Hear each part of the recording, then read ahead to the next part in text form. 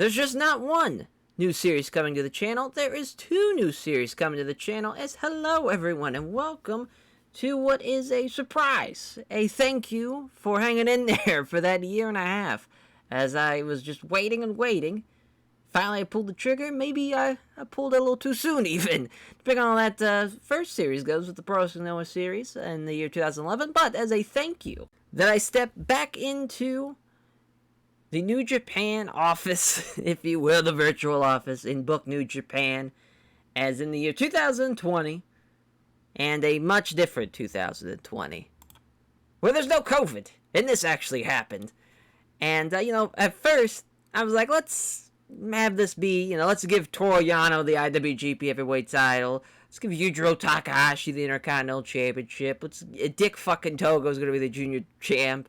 Well, no, we're actually going to book this somewhat serious as well, as this is what the game plan is to do the exact New Japan Cup that was supposed to happen before COVID happened. I mean, this was such I think it's just a perfect time to book New Japan. Before shit hits the fan, before there's COVID, before you have the unbelievable decision to take Evil, have him turn on the LIJ, but also have him turn into one of the most boring acts in Japanese pro wrestling right now.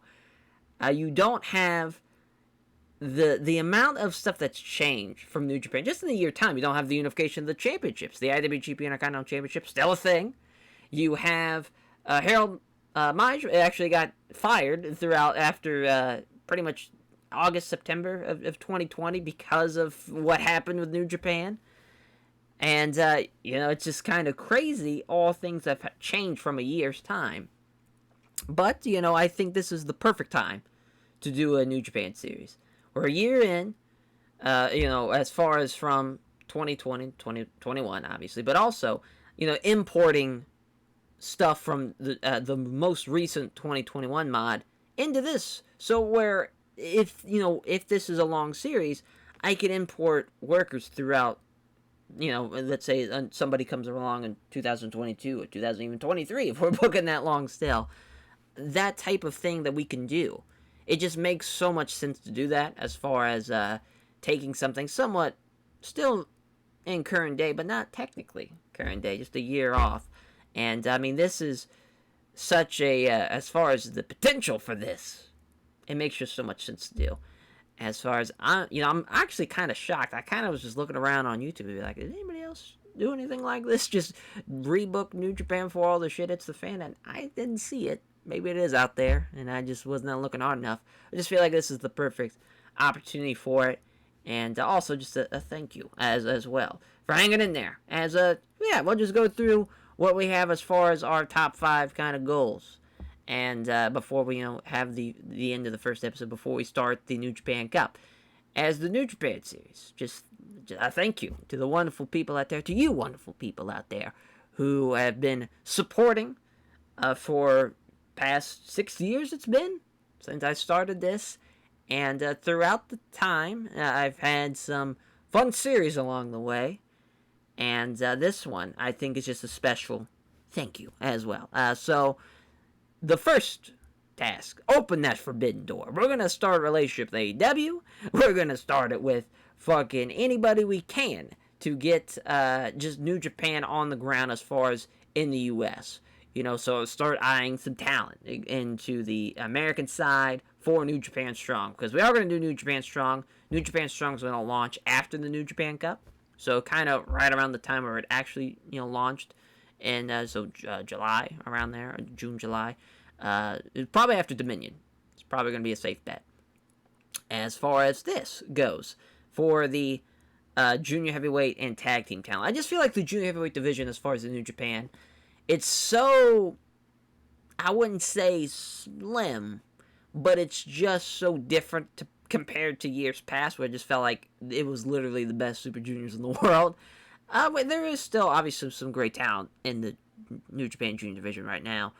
But I think kind of thinking a lot more outwards and thinking, not really outwards of like to America or whatever.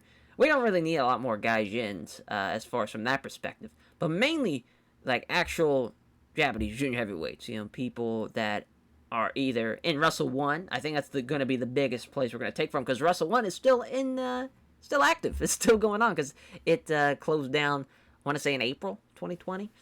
And might have actually been April was the last series, so we'll just say June. We'll just, for the sake of argument, probably June. Or May. Yeah, probably May. April or May. It's, yeah, so Wrestle 1 definitely going to be the biggest as far as poaching goes. Because, they wouldn't be around anymore. And so might as well, instead of having them go, as I love how I have Kenta Miyahara, but instead of Kenta Miyahara, but that's all right. We'll just go ahead and there we go. As far as eyeing junior heavyweight talent goes, definitely Wrestle 1. Maybe, I did want to do Dragon Gate for Noah. Maybe I'll do some Dragon Gate for New Japan and hire some Dragon Gate guys. Maybe Small Japan Juniors. Yeah, where as far as going from the and also tag team talent as well, because obviously the tag division. I mean, when's the tag division been great? New Japan, probably 25, 30 years, if that. It's been a long ass time, and I think I want to get back to really New Japan. I would say really All Japan's tag league is kind of the standard bearer as far as that goes. Like, just eyeing that. If we could have not only the best round robin tournament, but also have the best tag tournament in the world, that'd be fantastic. That's what I'm really hoping for, and also the best junior. I feel like that's pretty much a given. I don't know, the fucking junior division in All Japan right now is really coming together. But you know what, we're getting we got a tussle right now. As I know, I don't think it's close just because of how they book.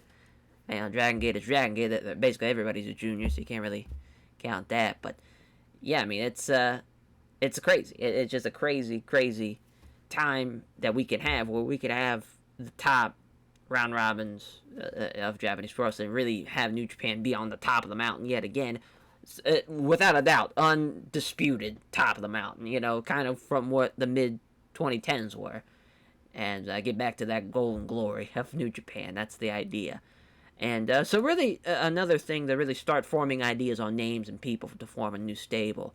Felt like a new stable kind of would help. Obviously, this goes with with 3 and 4. They're kind of simultaneous, as after the New Japan Cup, let go of everyone from speaking out. Obviously, speaking out doesn't happen in this mod because we're starting in March. But obviously, the people that are involved in speaking out. Technically, I think I have a free pass, but I don't want to do that. That's kind of weird. I don't want to deal with speaking out people, so we're going to get rid of Ospreay, Chase Owens, trying to think who else on the New Japan roster. I think that's it. So obviously, getting rid of Ospreay, still being in Chaos, he does not leave Okada and doesn't form United Empire. So, do we go with that name? Do we stick with United Empire?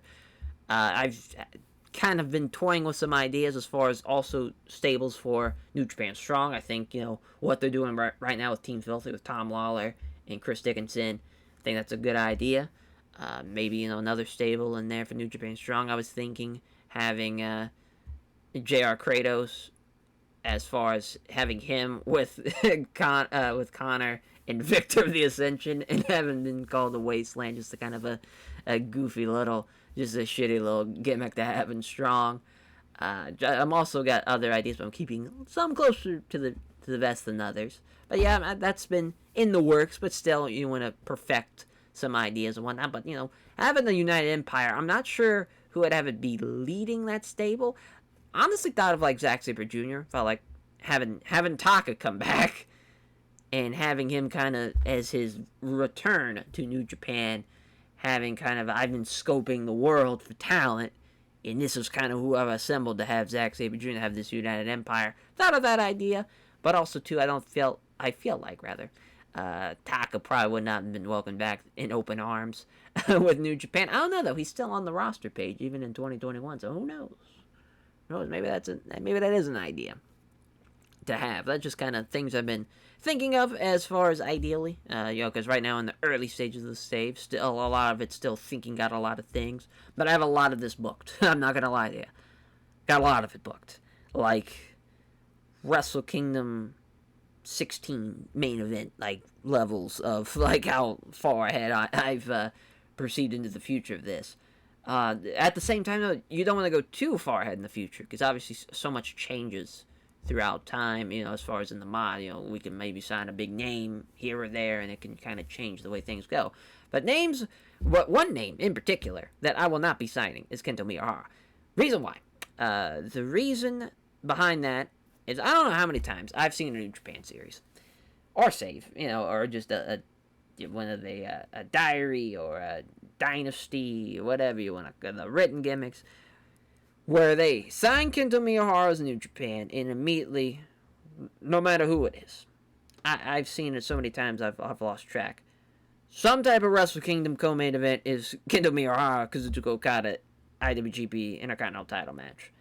I've seen it so many times, and it's like, yuck. Yeah, not just, obviously that would be an awesome match, but just kind of the idea of New Japan signing like Kento Miyahara, the ace. It'd be like signing, it'd be if you're All Japan and you sign Kaiju Muto in like 1998, or it's that type of like, that's a bit it's taking that ace away from somebody like that, or it'd be like having rather Noah. Well, we'll do New Japan again. New Japan signing Kenta Kobashi in the year 2003. It'd just be like, what the hell? Why are you doing this? Why are you destroying something great over here? He's the ace of All Japan. The only time that would realistically happen is if we're literally giving him like main event, like you're gonna be IWGP Heavyweight Champion. Even then, I think in the BR, I'd be like, I'm staying here with All Japan. It just realistically, I thought about putting Kaito Kiyomiya on that list as well. But I don't know, though. It seems like they're not even too gung-ho about him being the ace, so I don't know. Then again, he was for a long time. Maybe we'll not sign Kaito Kiyomiya as well. But, yeah, definitely Kento Miyahara is on the no-sign list. Just as far as, people have done it to death. I'm sick of it. Just seeing it, and I just feel like that's everybody's kind of go-to thing. And I want to be different, too, at the same time. So that's the big thing there. Not going to sign Kento Miyahara. But we could sign Kenta Miyahara now. That's, I can't believe I did that. What an idiot. As far I think everybody knows the roster. I think everybody knows the tag teams and whatnot. I guess we can go through the titles just to kind of remind everybody. So the U.S. champion, obviously Jon Moxley. Shingo would be the champion at that point, as the number 1 point champion, as he had beaten Goto. Rather, he is, beat Goto after Goto beat Kenta at the day 2 of Wrestle Kingdom, the January 5th show, as the fucking 6-man tag champs, as Bushi, Evil, Shingo. Obviously, that's when Evil turns, and that belt becomes a fucking. They do the tournament, and the junior tags, Show and Yo, and how fitting is this with Show now turning on Yo? We got even more things. I think everybody saw that would eventually happen. I honestly thought it'd be Yo turning on Show. Didn't think it'd be the other way around. Just felt like Yo kind of could have used the heel kind of push. But then again, I think Show's awesome either way. It's probably for the best. He distanced himself away from Yo. And then obviously Junior Champion Hiromu Takahashi, as he beat Will Ospreay at the January 4th show of Wrestle Kingdom. And then Naito, obviously being double champ. So, when is the double champ? When's that going to stop?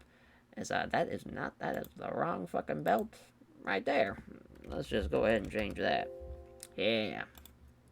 Yeah, that's the fucking belt we need.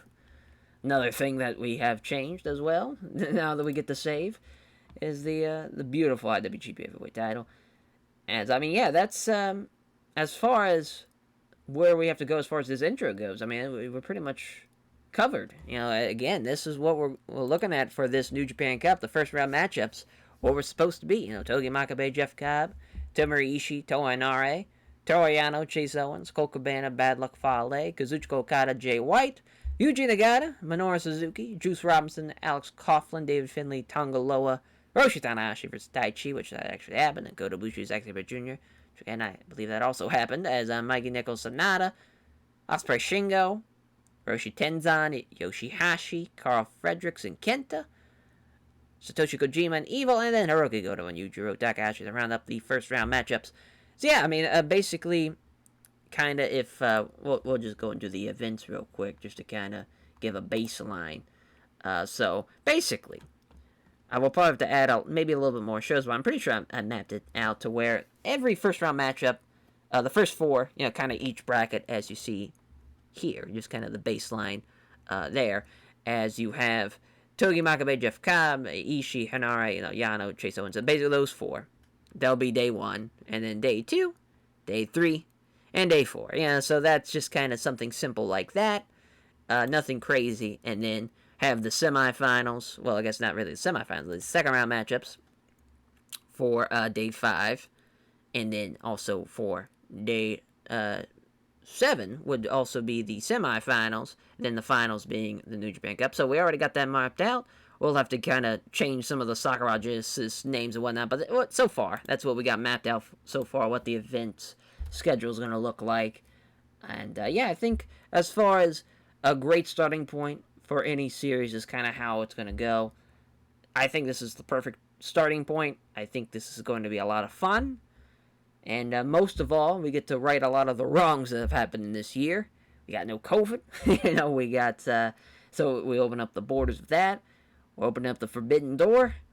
We're changing a lot with New Japan. I think we're changing for the better. And hopefully you all agree as well. I hope you all are excited for this series as much as I am. I'm fucking ecstatic for this. I can't wait. As far as the talent I've been eyeing to bring into New Japan as well. Should be a lot of fun. But it's always scary. It's always scary with new series. And especially doing kind of two Japanese pro wrestling ones. Pretty similar to each other as well. They're only, 9 years apart. Pro Wrestling in New Japan. But now also, we have done the Holy Trinity of Japanese pro wrestling on the channel. We've now done a New Japan series, done a All Japan series, obviously, and we're doing a Noah series.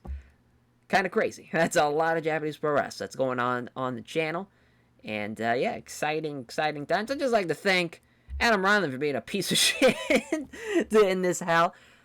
It took him a year and a half to have an update where every deathmatch company now, instead of having to do half the card being deathmatches, it now only has to be a quarter. Right when the fucking Kyoki Puro Local Global series ends, he adds that up to an update. I fucking, god damn it. Why? Why, Adam Riley? Why must you make my life harder? Probably why it's in the goddamn toilet. That's why that company ran into the ground. As if that's right there. That's why I'm going to pull it out. But maybe not. Actually, a little behind the fourth wall here. I probably could have kept going a little bit longer. I think we're actually turning the corner. We're starting to only lose, maybe, instead of losing, tens of thousands of dollars, we're only losing, 2,000 or 3,000. We might have been able to turn the corner and be able to start marching backwards into the positive department. But, I just said, fuck it. I just said, less than 69 episodes. That's a hell of a finale. Might as well do it. And little did I know that Adam Ryland would help benefit the game more with an update. That's the way she goes. But thanks to pulling the plug, we not only get one new series, we get two new series: the New Japan and Pro Wrestling Noah. What a time on the channel! My God, I mean, listen, I don't want to toot my own horn. We got a lot of stuff happening on the channel as far as TEW goes. We got New Japan, ECW in the year 2014. We have fucking Pro Wrestling Noah. We have the Carnival Wars where we randomized the Raw. I mean, we have 4 things going. Plus, I think it's been enough time that where we bring back the Tag League, the All-Time Tag League. But now, obviously, because we've already done the All-Time Tag League, we're going to do the All-Time Trios League. And it's going to be much different to the All-Time Tag League because I'm not going to pick a winner this time. I know that was kind of a griping point for some. It's like, why are you going to do this when you're just going to book the winner? I got that point, but I was going to be like, well, we have this as the booking, and then we'll see how it runs on Fire Pro, which I still might do. Still, it's deep in the plans of the channel, but it's a little bit farther down the list as far as what can happen on the channel. But we got, listen, we have 2 new series coming on the channel in the year, to end out the year 2021, but 2022, We got some things cooking. We got a lot of things cooking for the channel. And also, trying to get back into the groove of doing the videos I was doing kind of throughout the summer, talking about really a lot of Noah stuff, but also just kind of Japanese Press as a whole, covering that a lot more, and doing a lot more, those type of videos like I did with the Kobashi Masao rivalry and Kobashi's title reign and the stuff like that. Going back to that even more. Busy fall and winter is what's going to happen, and also into 2022. We don't want to, we are at the point now. We got 2,000 subs. Trying to keep going, and trying to push it to even higher expectations. Trying to, you set a goal and you keep on completing. You got to keep on just setting goals and trying to complete them. And really, right now, it's trying to get to 2,500 subs. That's the big goal. That's what we're hoping for. Right now, we're kind of stagnant at 2,300, 2,350, around that mark. Hopefully, we can get it above then. But it's gonna take a while. It's gonna take a while. We're at the deep end of it now. But hopefully, this series is a banger. Hopefully, I don't let anybody down. And hopefully, this series goes without a hitch, which it should. It's an interesting mod because it's technically the first time I'm doing a TEW 2016 converted to 2020 mod. Weirdly enough, I just was kind of like, I'm sure somebody did one on TEW 2020. Nope. Nobody did. The first one was kind of April, May, because I was like, oh yeah, that's right, the game hadn't fucking came out when this happened. So I was like, oh, well, you have to go to TEW 2016, throw it in the converter and see how it runs. I haven't tested it out, which is a dangerous fucking thing, but I think it's gonna be a lot of fun though. I think it's a mod that I trust, so that's a big thing. But also too, I think it's gonna go over really well. And yeah, I mean, as far as what we have in store for this. Sure, is it Toru Yano being IWGP Heavyweight Champion? No. That would have been great. I would have loved it as far as for that moment, but I think also at kind of what's the aftermath of that? What do you do after you give Toru Yano the IWGP Heavyweight title? Just kind of, I really had no idea. I was like, well, does he just go on a run forever? Does he go on the Bruno Sammartino Hulk Hogan run, having the belt for like 6-7 years? What do you do? So I'm going with the serious route on this one. So yeah, I mean, the New Japan Cup in the year 2020, the original New Japan Cup, should be exciting stuff. And yeah, we got a lot of different other stuff up our sleeves that we're going to do as far as changing of the schedule for New Japan as well in the year 2020. A lot of exciting stuff on the horizon. Don't you worry about it, as we'll catch you guys next time. Take care, everyone.